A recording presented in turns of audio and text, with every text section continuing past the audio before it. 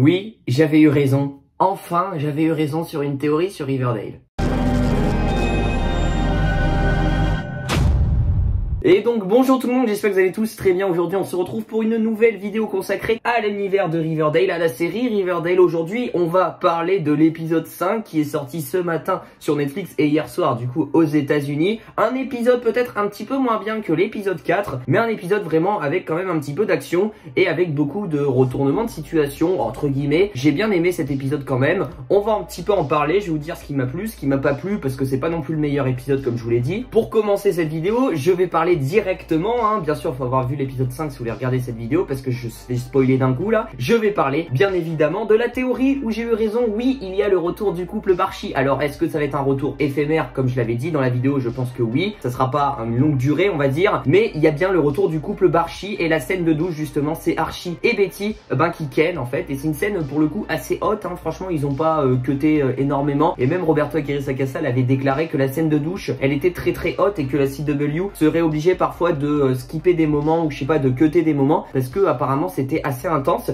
et on l'a bien vu, hein. On l'a bien vu, la scène de douche, ils sont défoulés, on sent que les testostérones ils étaient au max, hein, que ça faisait 7 ans qu'ils avaient pas ken, et là franchement les deux se sont retrouvés et ils ont ken. Après comme Archie le dit, voilà, est-ce qu'on garde ce secret etc. Betty en gros dit on a plus besoin de garder le secret parce que sachant que Veronica maintenant est mariée à Chad Jericho, on sait que maintenant Jughead est célibataire, donc effectivement est-ce que ça serait pas pour la première fois un Barchi en public entre guillemets révélé au grand public? J'en sais rien, faut voir un petit peu après comment ça se suit les événements etc. Ou est-ce que c'est juste une petite baise une fois tous les mois on va dire, donc je pense que ça peut être ça aussi, mais c'est bien eux, et c'est juste après justement qu'ils ont repris la maison d'Archie et que les Ghoulies ils les ont tabassés, donc j'avais entièrement raison et je suis super content. Pour une fois que j'ai raison, hein, c'est rare, donc profitons-en. Mais bon, il n'y a pas eu que la scène de douche hein, dans cet épisode, je vous cache pas, il y a eu ce qui était intéressant, je pense que c'est le gros truc intéressant, il y a eu le retour de Polly Cooper. Alors ça je m'y attendais vraiment pas du tout, c'est vrai que l'actrice de Polly on l'avait revue un petit peu sur les photos de tournage, mais je m'attendais pas du tout à ce qu'elle soit de retour tout de suite.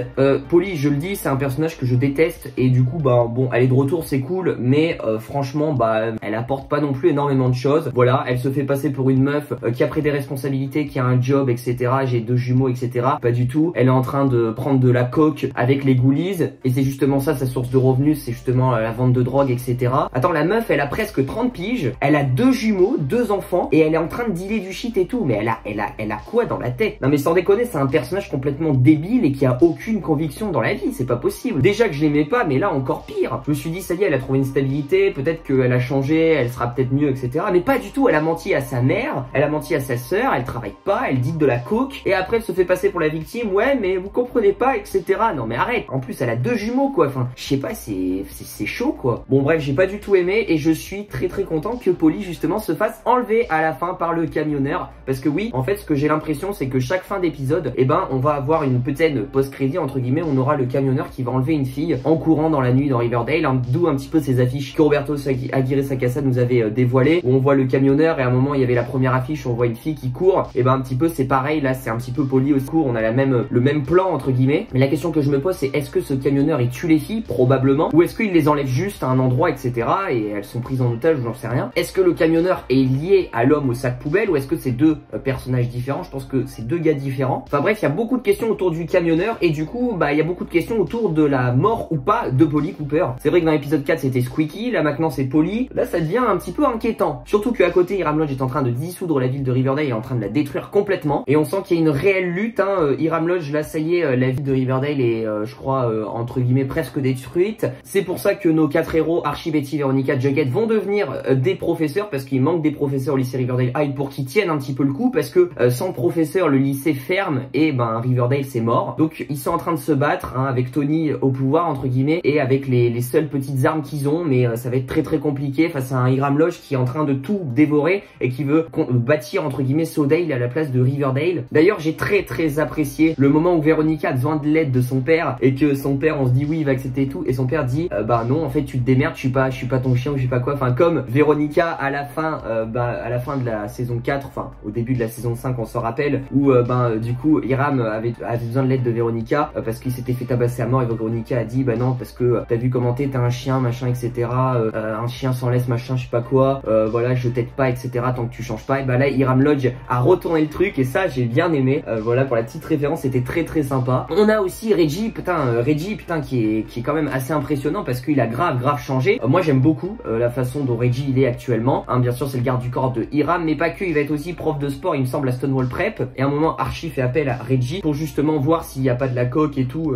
chez les ghoulies entre guillemets dans la maison à Archie, pour que justement les ghoulies aillent en prison. Reggie rentre au calme en mode putain badass quoi, il va voir et tout, il n'y a pas de coque et tout, donc après il se casse etc, mais on sent qu'il n'y a aucune émotion, enfin il est content de revoir Archie mais on sent que Reggie a grave changé et que limite bon ça lui fait trop rien en fait que la maison Archie soit envahie par des ghoulies. Pareil le dialogue entre Reggie et Veronica, on sent un Reggie hyper mature où Veronica a besoin d'une voiture il me semble etc, et Reggie dit bah non mais moi je peux rien faire, demande à ton père, voilà je travaille pour lui etc, enfin en mode très adulte, et j'ai bien aimé ça. D'ailleurs pour la petite comparaison on s'en rappelle que Reggie s'était fait rayer sa voiture par Mr. Roney il me semble, et là on peut le voir rapidement que Reggie il a une toute nouvelle voiture, je crois que c'est la voiture noire qu'il a là, elle est très belle, donc on sent que le gars il a upgrade d'un coup. Mais j'ai hâte de voir un petit peu plus le développement de Reggie. Est-ce qu'il va continuer à bosser pour Hiram Lodge? Pour l'instant oui, en plus quand Hiram Lodge vote pour justement que Riverdale soit détruit, et Reggie est pour que Riverdale soit détruit, il vote avec Hiram. Donc voilà, j'aimerais savoir si Reggie,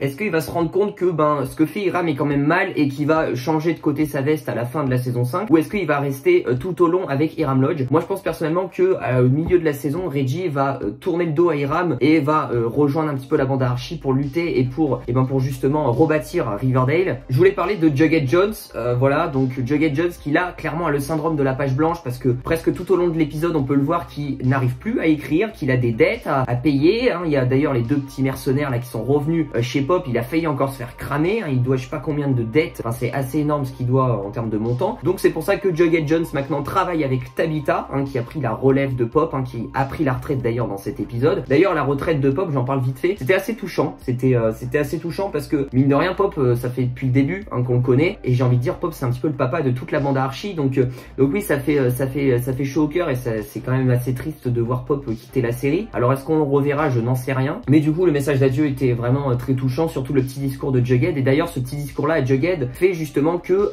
ça peut tenir encore un petit peu longtemps dans sa carrière de littéraire, parce qu'il a envoyé ça à son manager a fait ouais c'est super cool etc, fais-moi un roman sur ça, ça va marcher etc.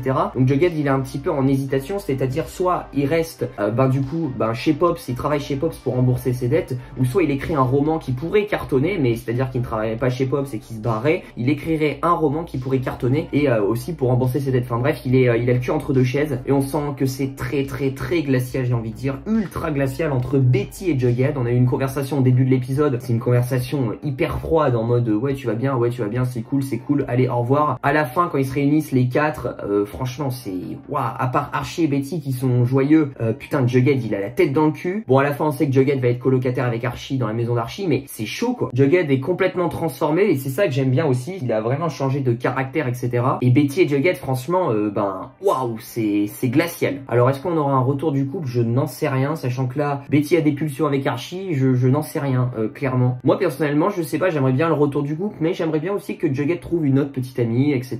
Ça lui permettrait peut-être d'avancer un petit peu plus. Peut-être un retour de Jessica, ça serait cool personnellement. On a vite fait le retour de Cheryl Blossom qu'on avait vu dans l'épisode 4 et qui est là et de retour pour un petit peu aider la bande à Archie et Tony justement à sauver Riverdale. Alors bon, Cheryl, on sent que pareil encore une fois, oui c'est de ma faute machin, mais tout est de ma faute, tout ce que je fais c'est de la merde, voilà je détruis tout sur mon passage. Bon elle est en mode encore dans sa tête complètement dépressive etc, mais elle va quand même aider Tony à refonder entre guillemets Riverdale en justement donnant des fonds. Mais après on sent qu'elle reste tout au fond et qu'elle se met à l'écart de tout ça, elle est pas au premier plan et elle fait son petit truc de son côté à Forney. Enfin bref, elle est quand même encore très torturée, et j'ai hâte de voir un petit peu comment va être le développement de Cheryl, surtout qu'elle se fait un petit peu contrôler par Nana Rose, on s'en rappelle dans l'épisode 4. Enfin je sais pas comment, qu'est-ce qu'elle va faire, est-ce qu'elle va reprendre conscience et se dire putain mais il y a Tony qui m'attend, mais vas-y il faut que je me remette avec Tony et je sauve Riverdale et on se bat ensemble etc, et je vis avec elle. Enfin je sais pas, c'est la femme de ma vie ou j'en sais rien. Là elle est plus dans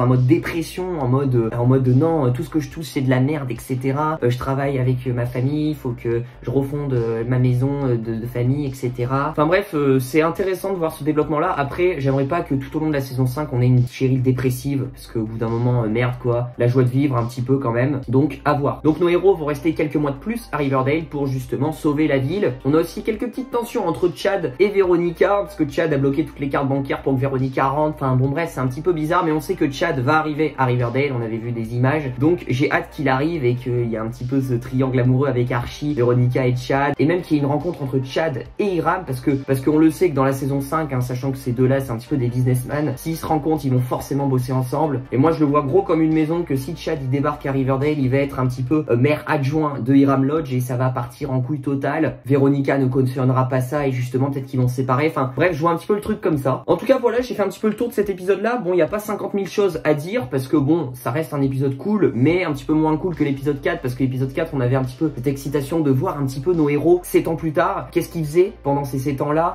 comment ils vont se retrouver, enfin, quel sera le truc, etc. Le nouveau mystère, enfin, c'était hyper intriguant. En tout cas, n'hésitez pas à lâcher le petit pouce bleu, hein, je ferai quelques petites vidéos théorie, hein, parce que j'ai des petits trucs hein, qui sont passés dans ma tête pendant l'épisode 5 et que j'aimerais bien en parler. N'hésitez pas à activer la cloche des notifications, à vous abonner, ça fait toujours très plaisir. Si ma chaîne vous plaît, hein, n'hésitez pas à la partager à tous vos potes fans de Riverdale, ou pas que, hein, bien sûr, parce que je fais des vidéos Marvel, je fais plein d'autres séries. Et du coup, moi je vous dis à très vite pour de prochaines vidéos. Prenez soin de vous. Ciao, ciao.